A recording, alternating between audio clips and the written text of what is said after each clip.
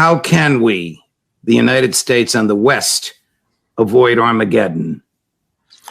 Well, that's the question that should be on everyone's mind in Washington, and sadly, it seldom comes up.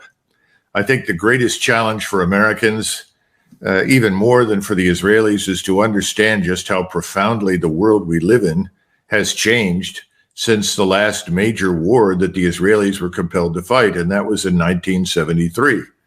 Some of your observers and audience may remember in 1973, Israel was attacked by the Syrians in the east and the north, and at the same time attacked from the south and the west by Egypt. The problem was that Egypt had very limited goals. The Egyptian president was not interested in destroying or eradicating Israel. He simply wanted to regain control of the territory that had been lost in 1967. So he moved across the canal, set up a defense, and that was as far as he went. The Assyrians, of course, did try to break through, and that was somewhat desperate for a period of time, but the Israelis were able to meet that threat first before turning their entire attention to Egypt. This time, the situation is very different. First of all, the weapons have changed. The arsenal of rockets and missiles in the region is enormous.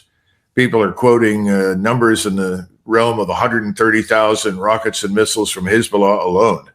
We don't even need to mention others in the region. That kind of arsenal is enough in and of itself to destroy much of Israel. But then you have a problem with Hamas and Hezbollah and the rest of the region, and that is the rest of the region is as sick of Israel as much of the world, and Europe is sick of us. And what I mean by that is that we are on the threshold of total war. That's what no one seems to understand. If the Israelis march into Gaza, which I think would be a very unrewarding exercise for them, but nevertheless, they seem determined to do it. If they do, they will not only lose soldiers, they will fail to root out the thousands of Hamas fighters that are there. They'll get some, but they won't get them all. They will not improve their position at all with the people of Hamas or the people living on the so-called West Bank. And the rest of the region is prepared to go to war. You have to stop and think about it. It's not just Iran. In fact, Iran has militias that can attack us, anyone who works with us in Iraq and Syria. That's one part of the problem. The Iranians are not going to try to lob theater ballistic missiles at Israel because the Israelis have said they would use a nuclear weapon. But Turkey is different. And the Turks have an unhappy record with the Israelis. Just a few years ago, they tried to deliver humanitarian aid to Gaza. The Israelis boarded their ship, killed some of their citizens, and turned back the aid. This kind of thing did not cultivate support and friendliness in Turkey. And remember, Mr. Erdogan is the de facto leading military power in the Sunni Muslim world. Finally, you have the Pakistanis, who are very close to the Turks and have made it abundantly clear that the Turks will receive nuclear warheads and other capabilities from them if they need them in order to deter the Israelis from using a nuclear weapon.